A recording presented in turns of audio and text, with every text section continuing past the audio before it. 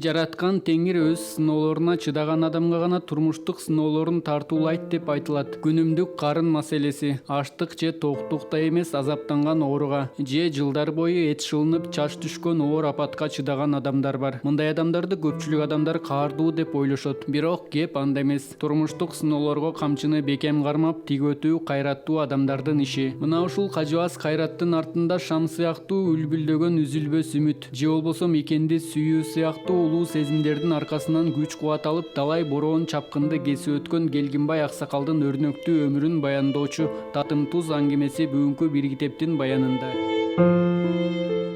Ассаламу алейкум жалпы теле көрүүчүлөр жана ошондой эле китеп сүйүүчүлөр.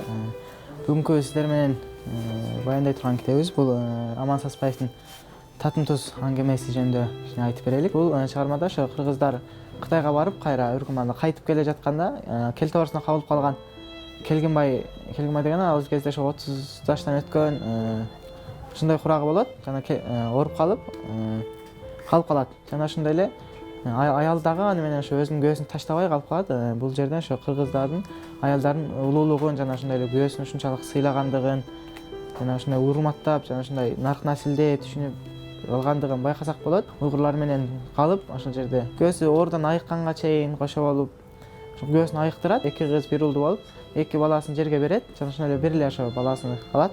Эшбол деп ат коюшат ага, ошо Эшболсуң деп жалгыз балам.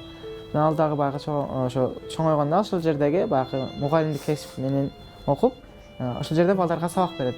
Сабак берип жатып, ошо мындай совет бийлигин мактайм деп баягы ал жердеги балдар ошо жайында эс алууда Крымга барып эс алышат, моюнуна кызыл жагоо тагышат деп ошол жердеги балдарга ошентип мактап койгондугу үчүн коменданттык аскерлерге куугунтук жеп калат да. Куугунтук жеп баласын кармап кеткенден кийин анын аялы дагы Келгинбай Аксакалдын аялы дагы көз жумат. Ага бир учурда эле ошо Келгинбай Аксакалга баласы дагы туткун болуп, аялы дагы өз көзү өтүп ушунчалык оор болот. Ушунчалык оор болгондо дагы ал баягы жанына дайым сактап жүргөн болот да, туздучу ушунчалык сактап жүргөн болот.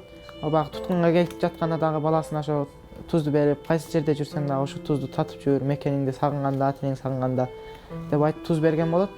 Жана ошондой эле өзүнө дагы ал тузду алып, дайым ошо мындай кыйналган учурда ушунчалык мекенин сагынып, ошо үй бүлөсү жоголуп, аялын дагы жоготуп, баласы кеткенде дагы ошо тузду жеп, ушунчалык мекенин ушунчалык кубат алып, ошо эстеп, баягы өзүнө кубат жыйнап жүргөн болот. Ошо бир учурда бир ошо келет, бир адам келип, ошо Жапаров деген фамилиядагы адам келип, ошо сиздин балаңыз тирүү, азыр майор болуп калды. Биз азыр ошо туткундан качып чыгып, ошо каршы согушуп атабыз, сиздин балаңыз майор болду деп айтып кетет. Ошондо баягы Аксакал, Келгинбай Аксакал ушунчалык сүйүнөт да, ошо мекендин тузу дагы ошо баламды сактап жүрдүр деп, эл бийлиги келейин деп калганда ошо баласы дагы көз жумат экен да. Ошо баягы батырларча курман болот экен. Ал кабар келгенде баягы Келгинбай Аксакал ошо үйүнөн түтүн чыкпай, үнү кылбай калат экен. 3-4 күн ошондо кошуналары барып караса, ошо көзү өтүп кеткен болот экен. Жана ошондой эле оозунда баягы ошо татым тузун салып алып өлгөндүгүн көрүшөт экен да. Ошону менен биз эмнени айтсак болот? Ошо мекендин тузу канчалык ыйыктыгын, канчалык ушундай мындай адамга кубат берерлигин, жана ушу туулгандан өлгөнгө чейин дагы ушунчалык мындай кубат берерлигин баяндап айтсак болот.